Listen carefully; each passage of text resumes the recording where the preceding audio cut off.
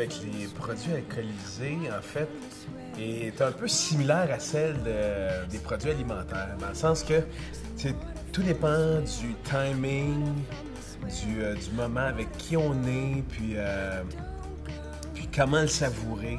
Bon, c'est ça, la différence, c'est comment le savourer, à quel moment, puis pourquoi. Donc moi, en fait, là, une bouteille de vin, ça se prend soit en mangeant ou en soupant ou soit avec du fromage ou une bière, ça se prend soit sur le bord d'un barbecue, à côté d'une piscine ou sur le bord de la plage. Un mojito, ça se prend souvent. Un mojito, ça se prend sur la plage, mais une journée ensoleillée, quand il fait chaud.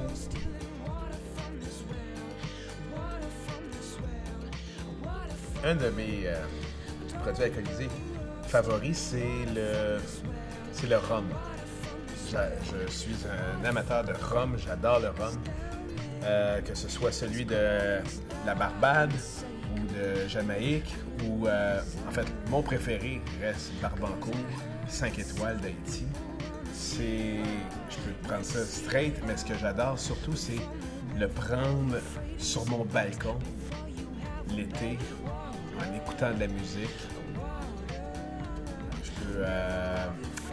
C'est risqué un peu, mais je peux quand même passer là, un bon après-midi là, juste à savourer mon rhum. Si le rhum n'est pas vraiment mon préféré, ben, je me permets de le mélanger avec du coke. Oui, un petit peu de citron. À ce moment-là, pour moi, à ce moment-là, c'est parfait. Mais j'adore le savourer, en fait, là, sur mon balcon, l'après-midi, l'été, en pleine chaleur.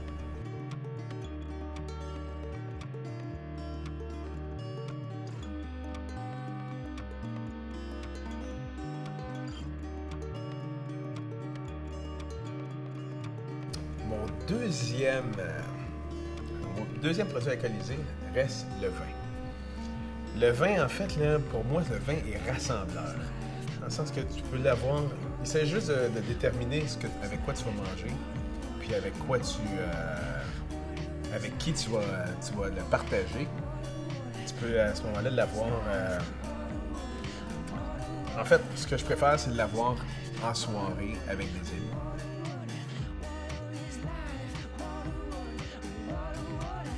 Mon troisième, c'est la bière. J'aime la bière, mais je veux juste faire une parenthèse que c'est rien de chronologique. Ce qui est rien de chronologique, ça dépend tout le temps du moment puis du feeling, comment je le vis. Mais la bière, en fait, la bière, c'est rassembleur de mâles. Ou, on peut avoir aussi des femmes, mais je trouve que ça fait moins sexy une bière, une femme avec une bière. Mais j'ai pu découvrir plusieurs bières. C'est sûr que je me rattache toujours à des bières qui sont blondes ou à des bières qui sont un peu plus légères. Mais bien que j'en prends aussi soit ambrée, rousse ou plus forte, je préfère toujours les légères. Et ça... Je sais pas, on dirait que ça vient attirer les amis soit pour écouter un match ou pour se retrouver, un déménagement ou quand tu n'as juste aucune idée quoi boire. Ça reste la décision la plus facile à prendre. Donc, ouais, non, c'est ça. La bière pourrait être pour moi, être un excellent choix. J'arrive très bien à vivre avec la bière sans problème.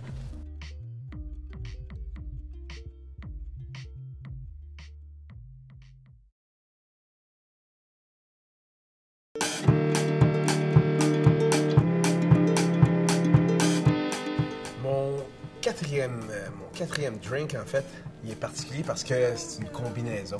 C'est une combinaison, puis c'est nécessaire à ce que tous les éléments soient là. C'est comme si ça faisait du bien.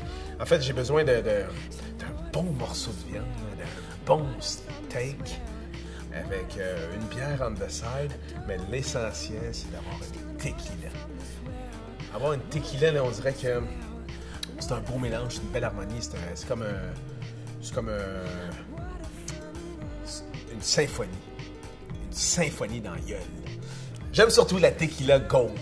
La gold, en fait, là, c'est ce qui vient faire, c'est ce qui vient faire le piano dans un band de jazz ou le saxophone dans un orchestre. C'est nécessaire, c'est important. Ça vient harmoniser le tout dans l'œil, dans la bouche.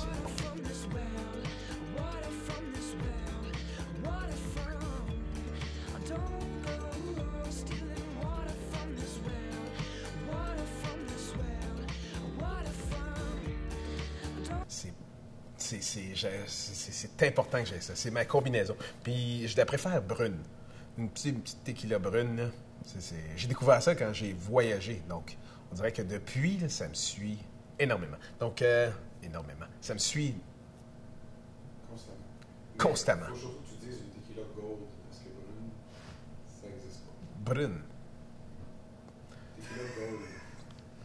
Fait que j'aime Pas- surtout la tequila gold. Parle de là. Brune. J'aime surtout la tequila gold.